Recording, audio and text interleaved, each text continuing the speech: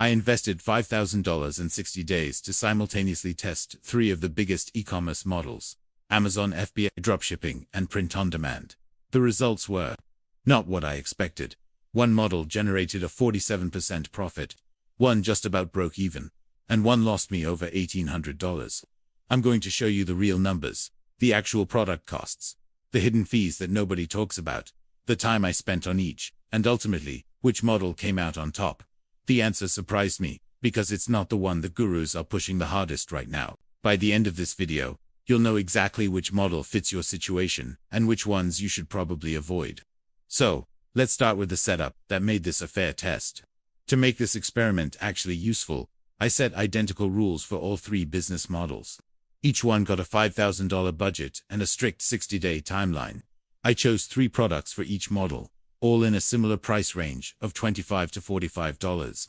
The marketing budget was also identical, $1,000 per model, and I tracked every single hour I spent working on them. To keep things consistent, I picked products in the home and lifestyle niche that could work across all 3 methods: minimalist desk organizers, motivational wall art, and portable phone stands.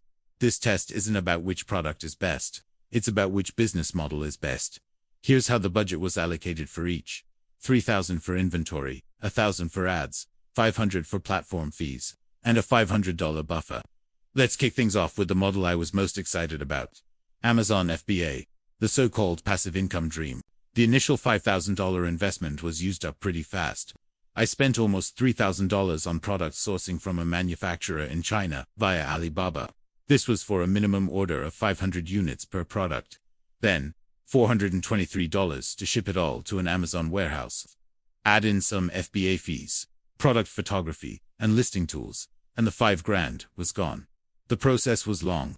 The first 3 weeks were all about sourcing and logistics, negotiating prices, ordering samples, and placing the big order. Then, it took another 18 days for the products to even ship to Amazon, and another few days for them to process it all.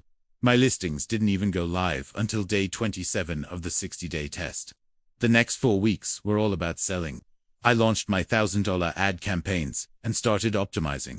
After 60 days, here are the FBA results.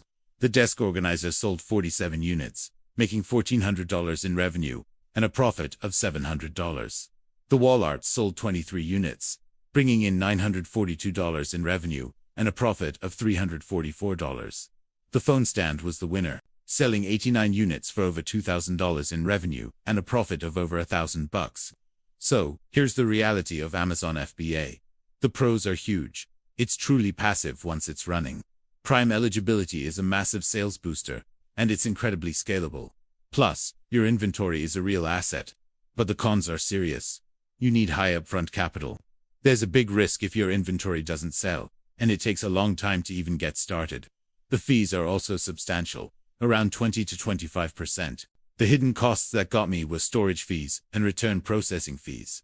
It took me 47 days just to break even. You really need to sell about 70% of your inventory just to get your initial investment back. Next up, dropshipping, the model, famous for having no inventory. The upfront investment here was much lower. Just over $1,300 for my Shopify store, apps, and initial ad setup. The rest of the $5,000 budget was set aside for ads. The first week was all store setup. I went with a general store and loaded it with 15 products from AliExpress.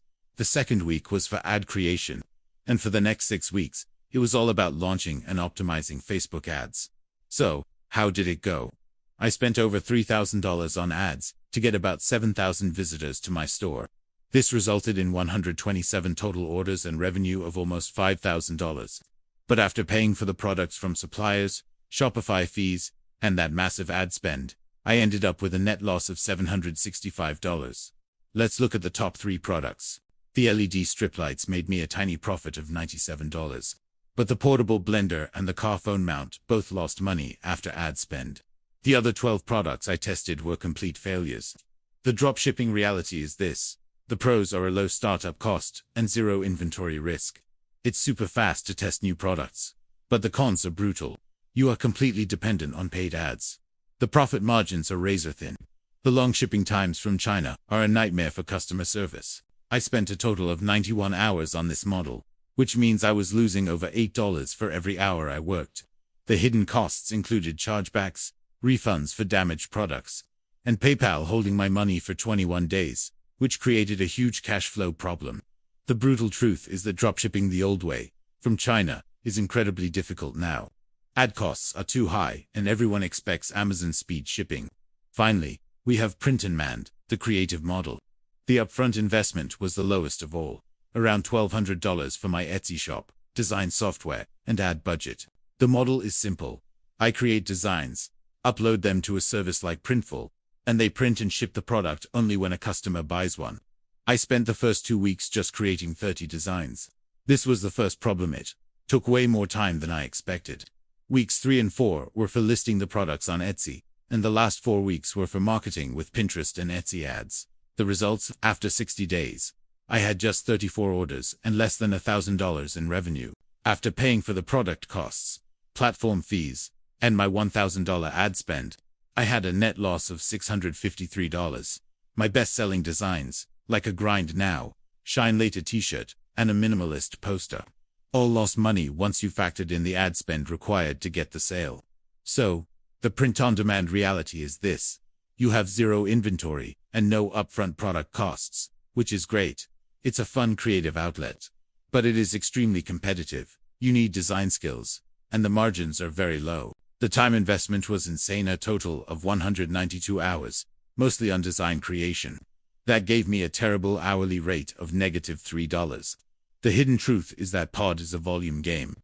You need hundreds of designs and sales to make real money, and building organic traffic can take a year or more. Paid ads just aren't profitable with margins this thin. So, let's compare the hidden costs the gurus don't tell you. With FBA, it's long-term storage fees and return processing. For dropshipping, it's the massive time suck of customer service, chargebacks, and cash flow holds. For print and demand, it's the huge time cost of design and the slow build of organic traffic. So, after 60 days, who was the surprising winner? Let's look at the scoreboard. In terms of pure cash profit, they all lost money. But if you include the inventory asset for FBA, it made over $4,000. It also required the least amount of my time and had the highest hourly rate. Amazon FBA is the winner, but with some massive caveats. It won because my inventory is a valuable asset. It's the most passive, and it's the most scalable long-term. But it's also the riskiest, requiring the most capital and a long wait for any results. Dropshipping came in second, and print-on-demand came in dead last, mostly because it required an insane amount of time for a negative return. So, which one should you choose? It really depends on you. Choose Amazon FBA if you have at least $5,000 to invest, can wait a few months for a return, and want to build a real, sellable asset. Choose dropshipping if you have less capital, want to learn paid ads, and are ready for some active management. But please, only do it with US-based suppliers who offer fast shipping. And choose print-on-demand only if you genuinely love design, have a lot of patience, and aren't relying on it for immediate income. All three models can work. But FBA requires capital, dropshipping requires hustle, and Pod requires creativity and time. My personal recommendation for a total beginner is to start with dropshipping, using US suppliers. Learn the basics, test products, and build your capital. Then, once you have a winning product and have saved up $5,000, you can transition to Amazon FBA to build a more passive, scalable business. Amazon FBA won my test, but it's not the best starting point for everyone. Your choice depends on your capital, your time, and your goals. Let me know in the comments which model you're thinking of trying. Thanks for watching, and be sure to subscribe for more.